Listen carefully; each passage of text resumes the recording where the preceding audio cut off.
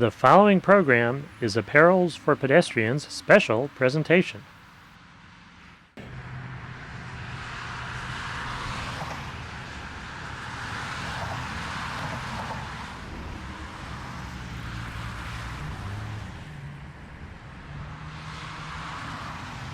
Good afternoon.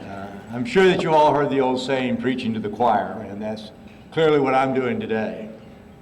It's great to stand up here and talk about alternative transportation with an audience that worries about our environment and about the impact of the automobile on global warming. An audience that realizes that more roads and more cars are not the solutions to our traffic problems and is getting and working to create a better environment for those who want to bike or walk to work. We all know the problem. Our planet's heating up. Average temperatures have increased nearly 1/4 of a degree over the last 50 years, per decade over the last 50 years, twice as fast as the previous 100 years. Now, 1/4 of a degree per decade, that doesn't seem like very much, does it? But in the last 2 decades were the hottest in the last 400 years. The Arctic is feeling the effect the most. The northern polar ice cap has decreased in thickness by 40% and is expected to completely melt in 50 years, putting Santa Claus homeless. The climate's becoming more variable with more extreme weather events. We're watching all of those occur right now. Yields of rice, the world's most significant grain crop, fall by 10% for each degree of warming. Water availability is decreasing, particularly in the subtropics, where 5 billion people will be living in water-stressed areas by 2025. WHO estimates that climate change is now responsible for about 150,000 deaths per year. So what can we do about all this? Well, we're all on the same page. We can leave our cars at home. Motor vehicle emissions are the single largest source of climate pollution in Seattle. In 1999, Seattle was the second most congested city in the nation, with drivers stalled in traffic over 50 hours a year. By 2005, we had fallen to 19th place. We were still stalled in traffic about 50 hours a year, but 17 other cities had gotten a whole lot worse in the meantime. More than half of the people in Seattle come to work by a single occupancy vehicle. Less than 30% use a carpool or mass transit, 7% walk, and only 3% bike to work. We've got a lot of room for improvement. How do we get people out of their cars? At Children's, we give all of our employees free bus passes. We provide 100% subsidy for our 73 van pools and operate frequent shuttles to all of our campuses and have zip cars on all of our campuses.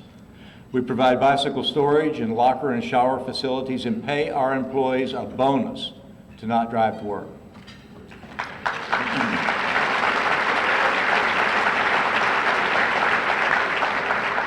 As a result, nearly 2/3 of our employees come to work by some means other than single occupancy vehicle. And at our downtown campus, 2/3 of our employees ride the bus. Because of these efforts, we've won 4 Diamond Awards and 1 Governor's Commute Smart Award for our leadership in transportation. But we can and will do more, because we believe that everyone has a duty to protect the environment and improve the quality of life in our region. This summer, we began giving free bikes to every employee who will pledge to bike at least 2 days a week to work, and we maintain those bikes for free for them.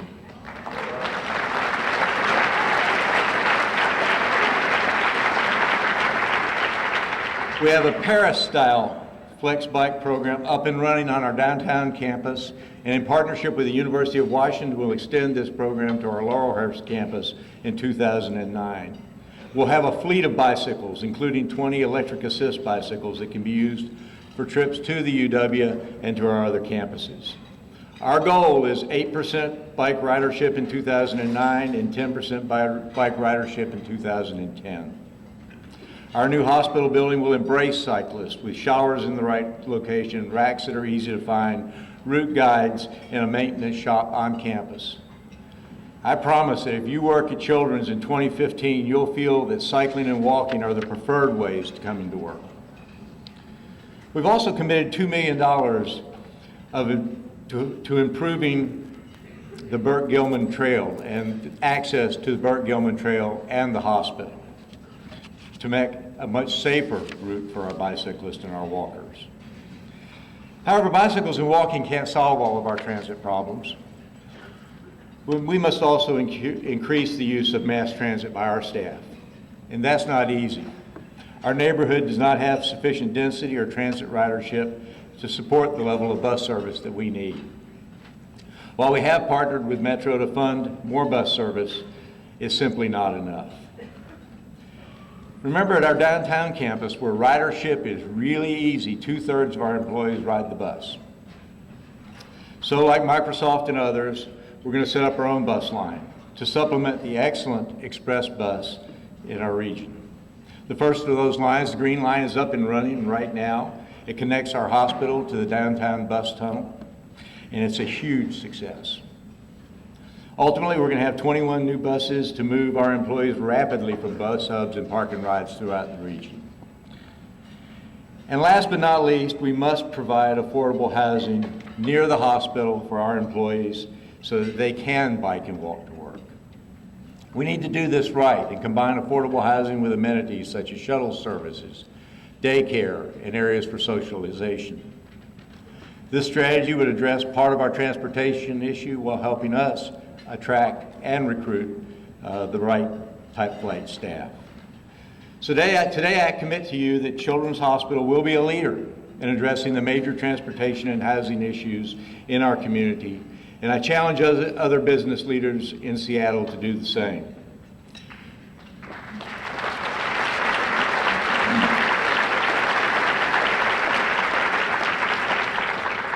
Working together, we can solve our traffic problem and improve the lives of our employees and everyone in the Puget Sound.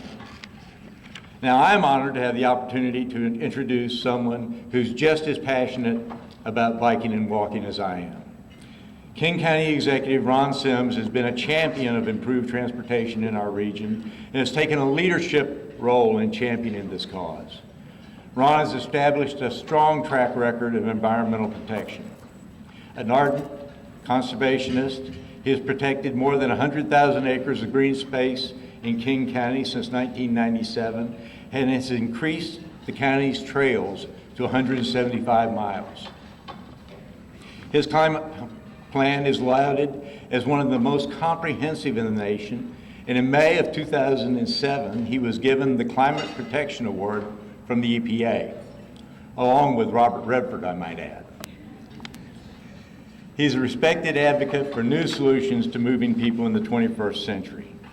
Ron is also widely credited with turning around Sound Transit, an agency that's on track to reduce congestion with a light rail system, expanded regional bus service, and commuter train services. Under his leadership, Metro Transit now operates the largest fleet of articulated hybrid buses in the world. And this spring, Metro signed a contract for the purchase of up to 500 more of these buses as part of a service expansion that'll get 50,000 more people out of their cars every day. Ron's built a national reputation for boldness and vision, and his dynamic, forward-thinking leadership continues to position our region as innovators in transportation. Please join me in welcoming County Executive Ron Sims. And I want to welcome all of you to this ProWalk, ProBike 2008 conference, and it's a pleasure to be before you today. I'm really fortunate in my life. I have some incredible staff to work with. One of them is here, Karen Wolf, and actually I have several staff here. Emily's here as well, but my staff I've learned a long time ago that if you hire smart, talented people, then you just follow them. Now, there's often, they ask me to do things that I wouldn't intuitively enjoy doing, but it's okay to fall in, okay to jump off a cliff every day. And, but you know, they're smart enough to calibrate the risk. And much of what we've been able to accomplish is because I just have a great group of colleagues to go to work with every single day. So everything that I have enjoyed as being county executive over the last 12 years is in large part because of my personal family, a wife who's very aggressive, and staff who are similarly aggressive. It is all of their work. I just get the wonderful fruits of it. I want to talk to you a little about King County and where we're headed. Years ago, when I became county executive, I said, you know, we wouldn't ever talk about global warming because I had done that in 1988 and got the most aggressive attack editorially I've ever gotten in my life, and I've gotten a lot. And so I decided what we would do is we would just describe things in terms of plans. I said that we would no longer zone to protect forests. We would acquire them instead. Because zoning is as good as the political movement, and all you need is another majority.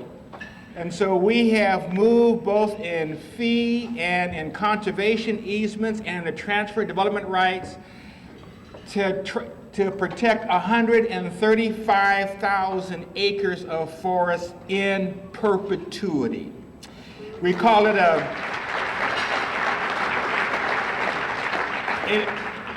our permanent wall against sprawl.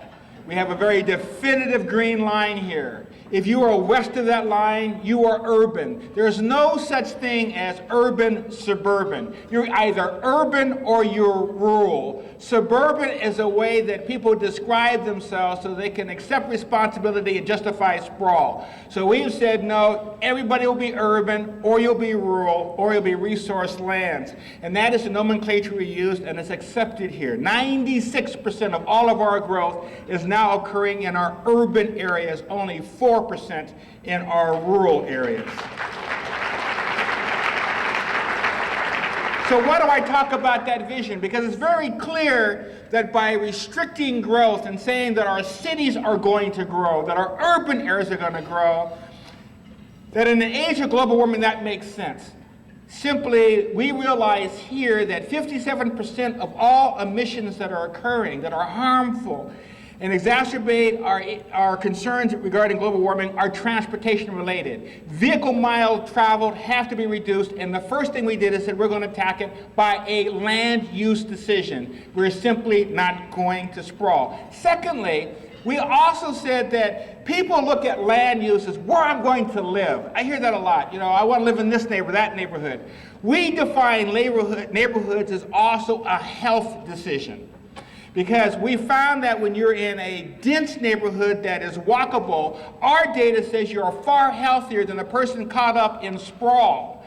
The longer you have to commute, the more likely you are to have stress-related illnesses in your late 60s and 70s. So our goal was to say, no, density will work, because density is not only an issue of global warming, which is the umbrella of our decisions, but it is also a key health-related decision. King County is a very large government, 13th largest county government in the United States and one of the largest metropolitan governments in the United States. And one of the things that we study is we have a public health responsibility. And we have to ask in that data why people die. Now, often we report the fruits of it. You know, here's the rates of death, here's the age of death, here's the, you know, who was poor, what their racial background was. But we also do another one, which is called the onset of morbidity, which meant you would have probably been dead, but because of pharmaceuticals and technology, you're still functioning. Your quality of life is gone to pot, but everything else is working. So we have found, again, when you look at sprawl and sprawl factors, when you look at the fact that people have to travel so far, the further you're going to drive, the earlier your onset of morbidity. A quality of life that is determined by people driving less and living closer to each other. And that is the policies and plans that we move forward in King County. We will reduce clearly our emissions by 80% by 2050 because we are driven to do that. It's important in the global age that you do that. But the issue is how will we live together?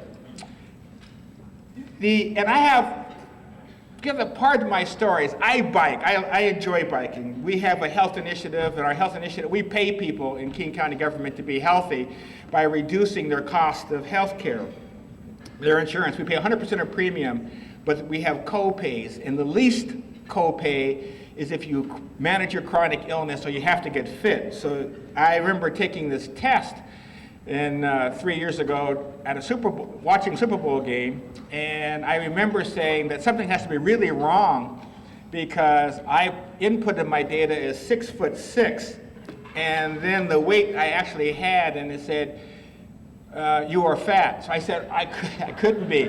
I see myself in the mirror every day. I look good. I have not changed since college. And so I spent all day looking at BMI calculators saying, they're wrong, I'll get the right one. And all of them said the same thing, you are obese. So I realized then that we had a third party and that my ability to reduce my healthcare costs would be a discussion you had with this third party. If I took the test, which I did, which meant my copay would come down a little bit, that to really get significant savings, I would have to agree to be coached. So I embarked on a process of reducing as much weight as I could before the coach's call, because I didn't want the coach to say, you are really fat. I knew they were going to say that. I just felt it in my heart. They were subtle. Mr. Sims, we looked at your BMI. I know. So anyway, I decided that I didn't want to run anymore. I ran all my life. I didn't enjoy it. I wasn't going to row. I hadn't played basketball since my son dunked on me when he was 14 years of age. I wasn't going to play baseball. Swimming was fine, but everybody else was a hydroplane and I was a large sinking tanker, so that wasn't as much fun. So I chose biking, my childhood joy. 53 pounds later,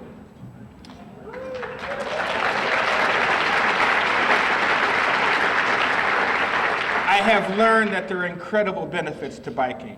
Not just health, not just serenity, not just being able to see this government and all that's being built here from the ground floor going slowly. It gives you a feel, but it's also who bikes. And I've got to say this because I'll forget it. I have a friend who is a former basketball player, and he's 6'6", and he's African American, and he and I count. I'll say, Rod, I just saw one.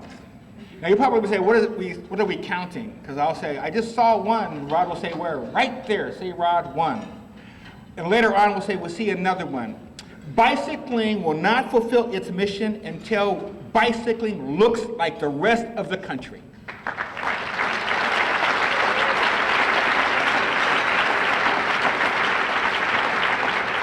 And we have all kinds of reasons. But I can tell you, in this county and in this city, we know why bicycling isn't diverse. We looked at where trails were built. Trails are built in affluent communities, not in poor communities.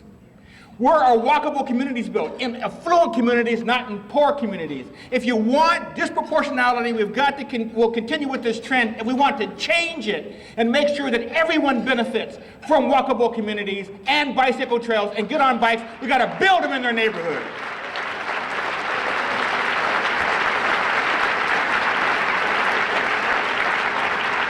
Which is why we joined with the Cascade Bicycle Club and established what we call a Major Taylor program funded by King County. I didn't know about Major Taylor until they came to me and said, years ago the world champion in bicycling was an African American in the late 1800s and early 1900s. I said, whoa. So we decided that that's what was going to be our marketing, and we went and met with African American doctors who also ride and said that we're going to drive that program into our schools and into our communities because you can't wait for people to access. We've got to tell people the opportunities to bicycle, where they can bicycle, make the trails in those communities, redesign those neighborhoods so that they're safe to bike. But our commitment is that the poor will be able to bike. People who are immigrants will be able to bike. People who look like me will be able to bike. People who are Latinos will be able to bike. We are going to diversify bicycling like no one in this country has diversified it.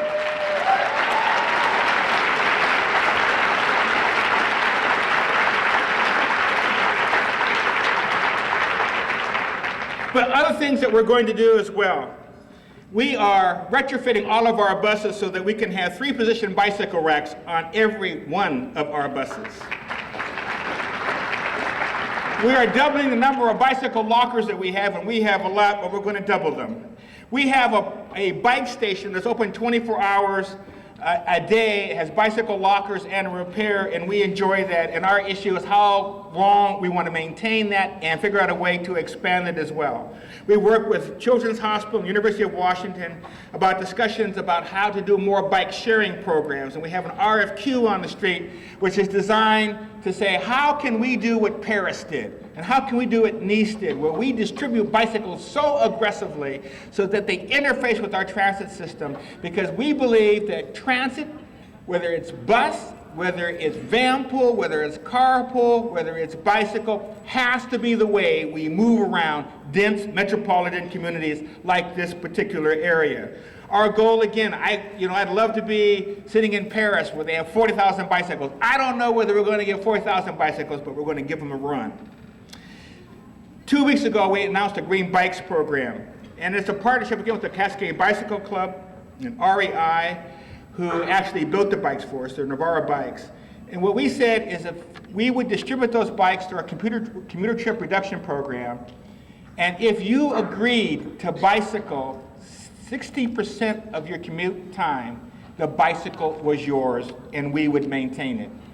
And we are very optimistic because we moved 200 bicycles very aggressively. And if it works this year, we'll replicate it again and again and again. We had an incredible partnership with the State Department of Transportation, because we're beginning here to talk about how to move our organizations out of our convenient silos of just being a highway or a transit system and interface and build a system that provides multiple choices for people to have, whether it's bicycling, van pool, or carpool. But we realize that our big challenge is going to get people on those bikes, on bike-friendly streets and on pathways. And again, we're committed to doing that. And I also have to apply Dr. Hansen for his incredible leadership in Children's Hospital, because he only told you a little bit of what he did, not all that they were doing.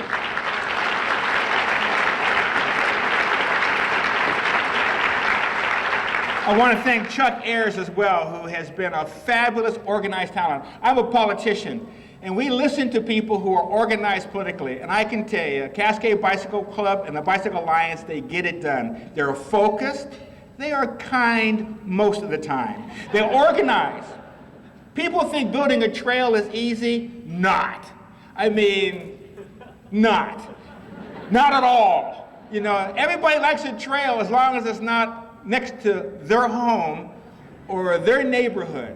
And I got to thank both of them for taking on some of the biggest fights we've had. We can talk about how you can build and expand a trail system as aggressively as we've done it, but I can tell you that they were there all the way. They organized their members, they organized those voices, they showed up, they made noise, they wrote letters to the editor, they made their phone calls, they became annoying politically, and as a result, we won. And I want to thank them for their incredible work.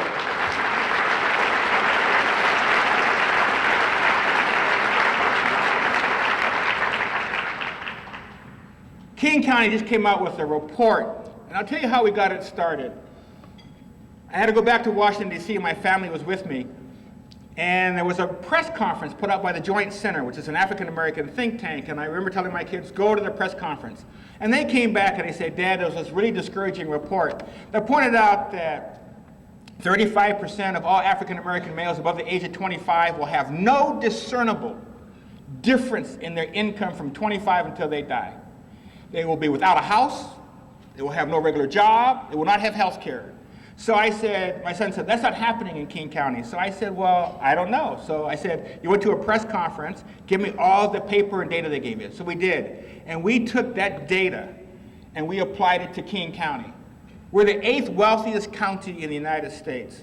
The one thing I can tell you about this county is that we have grown disproportionality faster than any county in U.S. history. That African Americans, and Latinos, and Native Americans are doing worse now than they were in 1970 as a baseline, since 1970. Now, that may have occurred in all communities, but we know it occurred here. And our goal was a simple one.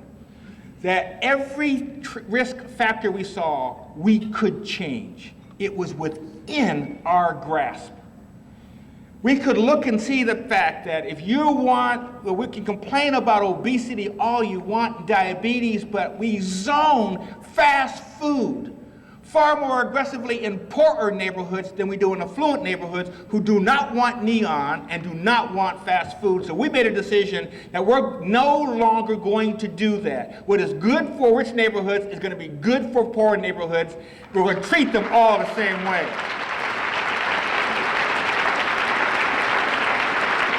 Everybody talks to developers. And when we work with developers, we say, we want you to mitigate your development. So in poor neighborhoods, we say, well, hold a second. We want to make sure that you have a sidewalk a certain width, stoplights, but we don't talk about parks, playgrounds, and trails. So now we're saying to them, when you go in those poorer neighborhoods, we're going to ask for the same thing we ask for in wealthy neighborhoods. Trails, walkable trails, bikeable trails, and vegetation, because we believe we've got to change the trend now so that over the next 30 or 40 years, we're going to see an incredible transformation in this community so that there'll be no distinction between where you live and the benefits you can achieve, particularly if you want to access trails, walkable communities, secure communities, tree-lined communities, communities of natural vegetation, tree areas that have gardens in them so people can go to the community gardens, that they can bond together, because we realize that is a health benefit, it is an equity benefit, and it's going to be achieved. But to you, I want to say that I remember a person named Hercules Johnson. Now, Hercules Johnson came into a fundraiser I was at, and he had the full day to him. Now, I'll back up a little bit. I'll tell you two stories. When my son, I have three, Doug is now 30, Daniel's 28, and the youngest is 20. I'm looking forward to his full emancipation.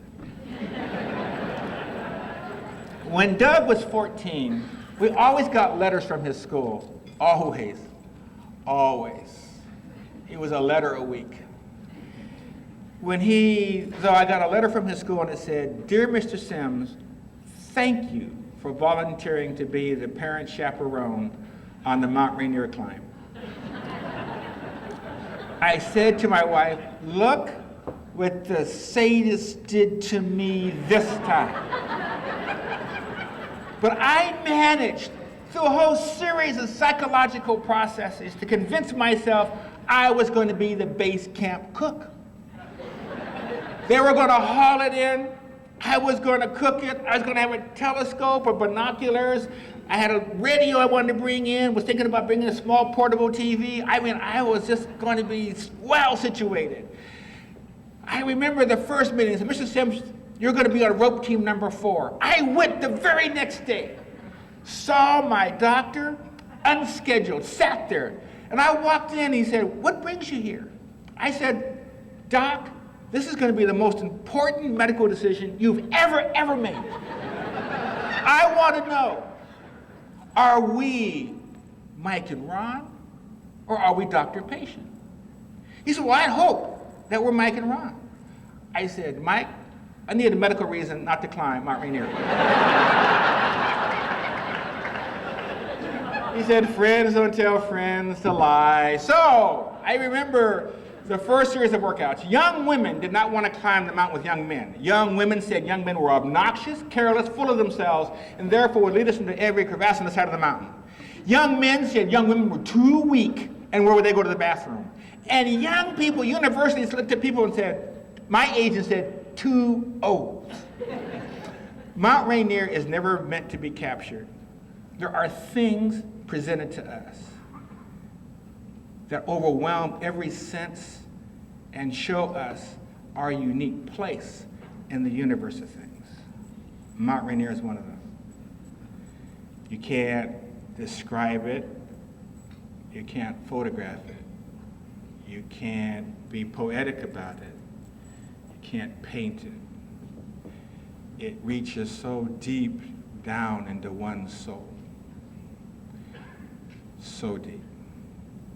How do you describe the freshest air you'll ever breathe? How do you describe touching a star or seeing forever? We're on the side of the mountain and the clouds paid tag. They'd rush at us and scoot away, or they would dance below our feet. I was on a rope team with 3 young women. They said, "Mr. Sims, are you ready?" And they pulled me right up the mountain. Young men handle heavier loads, and people my age know that mountains, literally and figuratively, life are conquered one step at a time. But what I learned from that mountain is that everybody counts on a rope team. You're as strong as the weakest member, and you move as fast as the slowest member. Everybody counts on a rope team. Whether we're talking about walkable communities or bikeable communities, everybody has to have an opportunity to walk and bike. It requires all of our efforts. It requires us to organize a big tent to achieve what we want, which is a total public benefit. Everybody counts, and everybody must be on our rope team. There was a young man named Hercules Johnson. Hercules Johnson walked into a fundraiser. He had everything covering him from the top of his head, his clothes, his hands, his shoes, and he was walking right to me. My father used to say to me, "Bud, don't think you're so important that you cannot hug another person or shake their hand." And he walked right up to me, and I remember saying to myself, I have no Perel. So I just stuck out my hand, shook it, and I hugged him. And he said to me, "You have a brother. Your brother's name is Jim Sims." I said, "Yeah, he is." He said, your brother's retired." I said, "Yes." He said, "Well, tell him he saved my life." He said, when 1994, when I was wishing to live alone as a person who had developmental disabilities, nobody believed I could live alone. So I quit. And your brother grabbed me by the pants, and at times he hugged me, times he yelled at me, sometimes he was encouraging me, he pushed me, he begged me, he carried me, and I have had my life as an independent person since 1994. Tell him he saved my life. And I went to see my brother, and I remember the day before, 3 questions being written on an ink board. 3 questions, just 3. And my oldest brother looked at me and said, "I'm going to die, aren't I?" And I said, "James, you are going to die." There was no result from those 3 questions. It had metastasized. The only issue was how many months, but not the result. You want to tell your brother a lot. How to play baseball in these walkable communities is work not finished. You've been given one more day, one more week, one more month, year, and career to make a difference to all those Hercules Johnsons who wait for that opportunity to get on that bike, or to walk, or to visit. Your job is not done. So I wish you all the most incredible success at transforming this community and communities throughout the United States and the world, so that we'll defeat the menace of global warming. We'll have walkable neighborhoods. We'll have people bicycling as never before. I hope that when you achieve the summit, you will look back at your life's work and you will say, when people thought we couldn't, I thought we could. When people says it was impossible, I thought the impossible was possible and achievable. So you'll see that summit you will have reached and touched the stars of your life, your hopes, your dreams, and that you will see forever, and that we will be a greater people and a greater country for all that you did. Thank you all for being committed to walking and biking.